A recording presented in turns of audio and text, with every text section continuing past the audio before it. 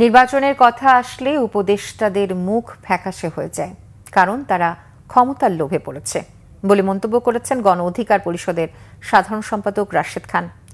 আওয়ামী লীগ নিষিদ্ধের দাবিতে অবস্থান কর্মসূচি ও গণস্বাক্ষর সংগ্রহ কর্মসূচিতে কথা বলেন তিনি। রাশেদ খান বলেন, উপদেষ্টা পরিষদের যারা আওয়ামী লীগকে পুনর্বাসন করতে চান তাদের মঈনুদ্দিন ফখরুদ্দিনদের দেখে শিক্ষা নেওয়া উচিত। বিএনপি জামায়াতের উচিত আওয়ামী লীগকে দেখে শিক্ষা নেওয়া। আওয়ামী লীগ স্টাইলে রাজনীতি করতে চাইলে আওয়ামী লীগের মতোই পতন হবে। ক্ষমতায় থেকে আওয়ামী লীগ নিষিদ্ধ করতে ও গণহত্যার বিচার করতে নাহিদ ইসলাম ব্যর্থ হয়েছেন বলেও মন্তব্য করেন রাশেদ খান। নির্বাচন নিয়ে তালবাহানা করলে জনগণ মানবে না। সংস্কারের ১ নম্বর উপাদান হলো নির্বাচন।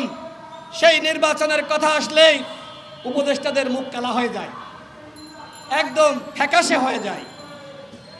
তারা ক্ষমতার লোভে পড়েছে। তারা মনে করছে যে ক্ষমতায় যতদিন থাকা যায় ধানাই পানাই করে, ওই ধানাই পানাই করে কিন্তু ফখরুদ্দিন মঈনুদ্দিন ক্ষমতায় থাকার চেষ্টা করেছিল।